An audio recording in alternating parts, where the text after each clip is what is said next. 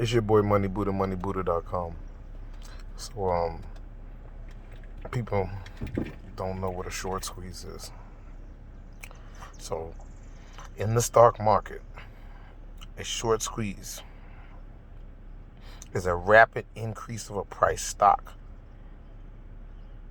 owing primarily to the excess of short selling of the short rather than the underlying fundamentals. Now, I know what that means, but to the untrained market, that's where I come in. So we're going to say, so you break it down in the market. So the market has consisted of equities and other commodities and what have you. But we talk in particular the case of a stock, which is an equity. So an equity, you can buy the asset or you can sell the asset. So if you sell it and you don't own it, you're borrowing shares and you're essentially going short. So that's what shorting is. Okay, so you're going short. Now, a short squeeze. Now, let's say everyone's thinking that let's say we have XYZ and they think XYZ is going to go down $2. It's at $3. So that's a decline of $1. So let's say they want XYZ to go down $1. And so then everybody, it goes down. And everybody, says, all right, well, we're going to pile on, if you will. So everyone's borrowing these shares against XYZ to force it down, or to maybe they just naturally, it might not be a malicious interest, but the interest is borrowing the shares. So now basically that's the first step. So now you have all these people who've now said XYZ is going down, and now they're in this short position. Now, instead of XYZ going down from $3, XYZ starts to push up to 20 cents, 30 cents. You know what I mean? Which in turn is squeezing, if you will. It's kind of going this kind of thing. It's squeezing them. You know what I mean? So then it forces these people, to who have, qualitative risk management, assessment skills ratios that are implemented onto the trading strategy to then start to buy back the shares. So when you borrow these shares to get out of the position, you buy them back. Well, when a stock is already in this relative pressure, from what they're saying, if you see, it is the squeeze is a short and rapid increase. Short squeeze is a rapid.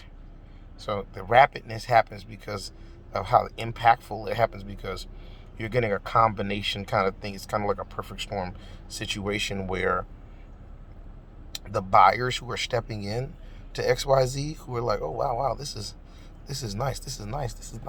I want to get some of this action. Then you have the shorties, as they call them. They're fucking like, oh shit, this shit's going up. We're wrong.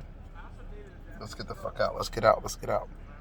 So now they're buying back. So you got buy on buy. So that's double buy, which then causes the price to move up rapidly. And the increase of price owing primarily to the excess of short selling on the stock. So basically, the excess is from what we were talking about when everyone was piling in, thinking that it was going to go down. It created an excess because there were so many people now hating, basically. So that's essentially what they do. And so they trap you and they squeeze you and then they burn you. And that's why they say burn the fucking shorts. So that's where you get the terminology burning the shorts. Is because when this short squeeze happens and you're getting a rapid increase in price, is essentially what this is the quote, which is a pretty good definition. And so that rapid increase of price is essentially the squeeze. And so this is why you have to be very careful doing that short shit, as I always say. Even Money Buddha doesn't go motherfucking short like that. Like, you can go short. I'm not gonna whatever Nazi Germany short and say basically shorting is like against the rules or type of dealio, because they're trying to go that route and try to just outlaw shorting type of deal or something along those lines. But you just got to be careful when you're betting against these things, because you have unlimited risk potential on that money, because this thing can, like I said, you only wanted it to go down $1 from 3 to 2. This thing can roll. This thing can roll, and go 4, 5, 6, 7, 8, 9. I mean, essentially can rape you. Whereas if a stock is going to go down, it goes down. But I mean, you essentially are saying that this stock is going to go fucking bankrupt when you're going short. Whereas if you're going long, you're just saying it's going to go up, and all of them have the potential to go up. You know what I mean? Like that's like no way that they can't go up. So that's like how that shit goes, fool. So that's Money Buddha, moneybuddha.com. Give you a little bit of action into shorting. Maybe I'll give you in-depth. If you all like what you see, like and subscribe. Send me a message or something. Let me know you want to learn a little more about, how to actually short, or, getting in and out of positions, or seeing key integral levels that, But yeah, it's not a bad thing. Like I said, I don't want to talk bad about it, even though I'm fucking burn the shorts. So I guess you know where I stand on it. But reason why people say that, I'll hit a little bit on that. The reason why people are like how I just said that is because if you don't understand, let's say for instance, we had a friend named Ricky, and Ricky's been working hard, and he's trying to do this backflip or this somersault or something amazing, and we're all working with Ricky, or we're all invested in Ricky, and we're all like, yeah, man, he can do it, and basically a short just comes along, and it's just like, he can't do it. And then there's like a wave of them, and they're all just like, no, he can't. Yeah, no, you're right. He can't. It's like, no, like, and it's just this weird evil sentiment comes across Ricky, and now it almost it hurts Ricky's confidence, and now you gotta like boost Ricky's confidence, because Ricky's like, oh no, I can't do it now, and then you're like, no, and now it hurts the basically investors or shareholder base, you know what I mean, that has investments in Ricky. And so that's why people don't like shorts, because the shorts, people, basically the market is real money. And so people are cowards, if you will. And so basically scared money. So you got a lot of people who might have a lot of money. So for instance, they got $100,000, but they're cautious as shit with that 100. They feel something's fucking not looking right. They're selling, and they're taking their money back because they don't have no time. Whereas you might have a person with no money, and they go devil may care, and they don't give a fuck.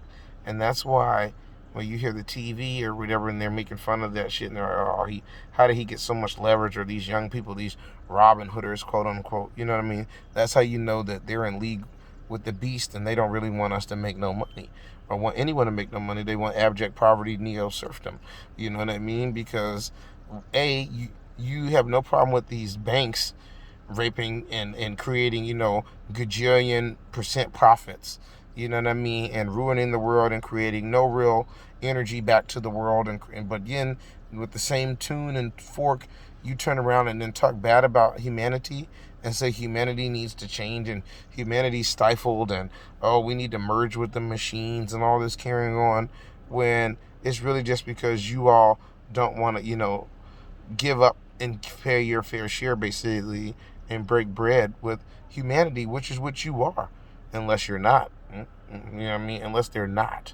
And that's why there's such a great emphasis on, these reptilians and this, because maybe that's exactly what they are. Oops. But you didn't hear that from me. So, basically, that's what I'm saying.